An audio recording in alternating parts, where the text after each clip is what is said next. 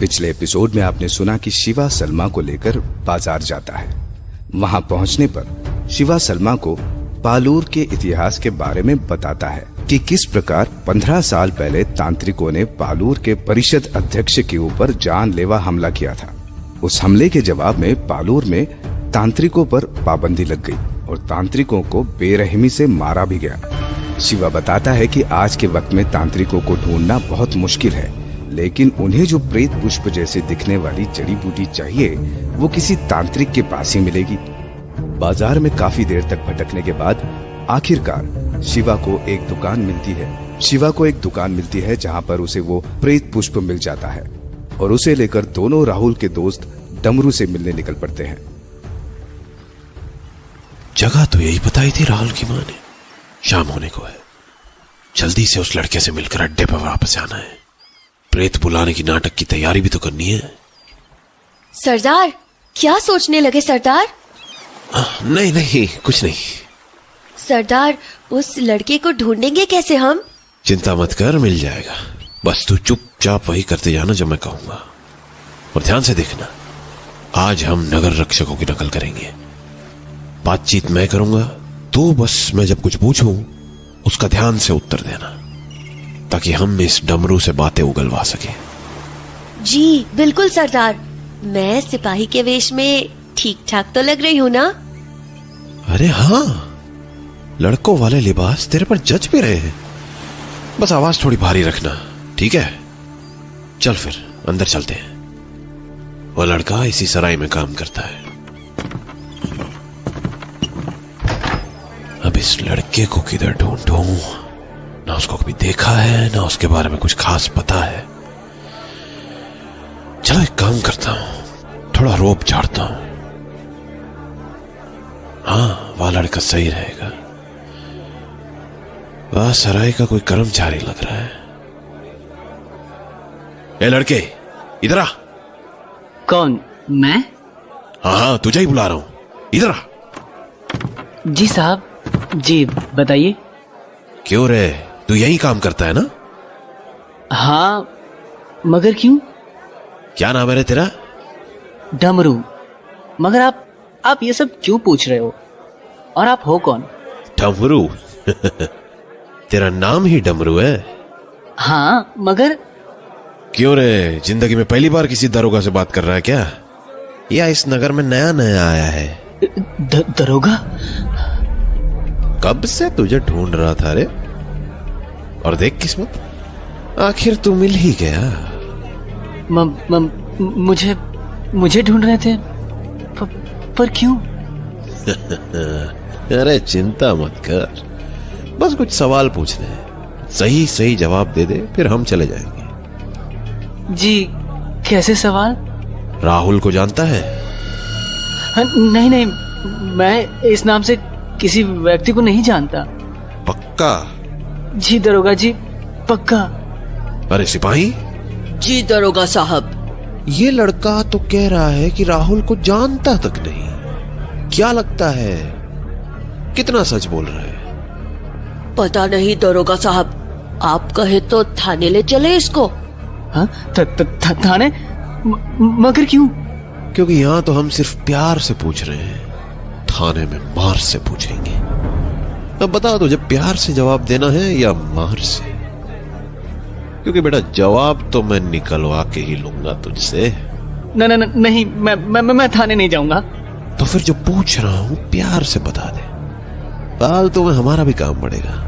अब बताएगा ना? जी साहब, मैं सब बताऊंगा। आप पूछिए। आ गया ना लाइन पर। अब बता, राहुल को जानता है? जी साहब, जानता हूँ। कब से जानता है? बचपन से। तब तो तुझे ये भी पता होगा कि राहुल के साथ क्या हुआ? हाँ साहब, पता है। मगर मेरा उससे कुछ लेना देना नहीं है। उसने आत्महत्या की थी। वो क्या है ना साहब, वो पागल हो गया था। अच्छा, तुझे कैसे पता कि वो पागल हो गया था? अब उसने मुझे खुद बताया था साहब। उसको अजीबोगरीब सपने आने लगे थे। अरे रुक, शुरू से बता कि क्या हुआ था। जी साहब बताता हूँ, मैं आपको शुरू से अंत तक सारी बात बताता हूँ। चल फिर बोलना शुरू कर। वो क्या है ना साहब कि मैं और राहुल दोनों खूब बदमाशियां करते थे और अक्सर यहाँ सराय पर आ जाते थे और फिर हम दोनों खूब मस्तियां किया करते थे। राहुल को इतिहास में बड़ी रुचि थी, तो हम अक्सर सराय में रुकने वाले विदेशियों से उनके देश के इतिहास के बारे में पूछते थे। ऐसे ही एक दिन हमारी मुलाकात एक आदमी से हुई जिसने हमें एक खुफिया संस्था के बारे में बताया। कैसी संस्था? वो लोग खुद को विक्रम विंध्याराज के भक्त बताते थे। उस व्यक्ति की बातों में आकर हमने भी उस संस्था की सदस्यता ले ली। शुरू में तो हम बस उसे एक मजाक के रूप में ले रहे थे, लेकिन राहुल धीमे धीमे करके उनके साथ ज्यादा जुड़ता जा रहा था। और फिर एक दिन राहुल ने उनके साथ किसी अनुष्ठान में हिस्सा लिया। कैसा अनुष्ठान? ये तो मुझे नहीं पता साहब, लेकिन उसके बाद उसका व्यवहार बिल्कुल ही बदल गया। जब भी मिलता था विक्रम विंध्याराज की जय जय करता रहता। कहता था कि जल्दी समय बदलने वाला है। फिर मेरी उससे आखिरी बार मुलाकात हुई और उसके 3 दिन बाद ही उसने आत्महत्या कर ली थी। क्या बात हुई थी जब तुम उससे आखिरी बार मिले? कुछ खास नहीं, लेकिन वो काफी परेशान लग रहा था। उसकी आंखों के नीचे बड़े बड़े काले गड्ढे पड़ गए थे। जब मैंने उससे पूछा तो उसने बताया कि वो रात में सो नहीं पा रहा था क्योंकि उसे रात में अजीब अजीब से सपने आते थे। कभी उसने बताया कैसे सपने? जब मैं आखिरी बार उससे मिला था तो उसने मुझे बताया था कि उसे एक ऐसा सपना आता है जिसमें एक इंसान लाशों के ढेर पर खड़ा हुआ है और उसके हाथ में विंध्याराज साम्राज्य का झंडा है। वो काफी डरा हुआ था। उसी सपनों के बारे में बताते बताते वो रोने लगा था। बस साहब, इससे ज्यादा मुझे कुछ नहीं पता। पक्का ना? सोच ले, अगर कोई बात छुपा रहा होगा या मुझे बाद में पता चला कि तूने कुछ झूठ बोला है तो सीधे थाने उठा कर ले जाऊंगा और ऐसी मरम्मत करूंगा कि फिर तेरी आवाज कहीं और से आएगी। नहीं साहब, मैं सच बोल रहा हूँ। जितना कुछ भी मुझे पता था मैंने आपको सब बता दिया है। कुछ भी नहीं छुपाया है, सच्ची। ठीक है फिर। अब मैं जा सकता हूँ क्या साहब? हाँ जा, लेकिन याद रख, दोबारा अगर कभी जरूरत पड़ी तो मैं फिर मिलने आऊंगा। जी साहब। अब चल निकल इधर से। मान गए सरदार आपको, बिल्कुल दरोगा जैसे बर्ताव किया आपने। दरोगा वाली बोली अपने धंधे में बहुत काम आती है। ये सारे गुर सीख ले, बहुत काम आएंगे। अब चलो अड्डे पर वापस चलते हैं, कल के लिए तैयारी भी तो करनी है। इस लड़के राहुल का मामला तो कुछ अजीब ही लग रहा है। न जाने वो कौन सी खुफिया संस्था है और उन्होंने ऐसा क्या किया कि राहुल पगला गया।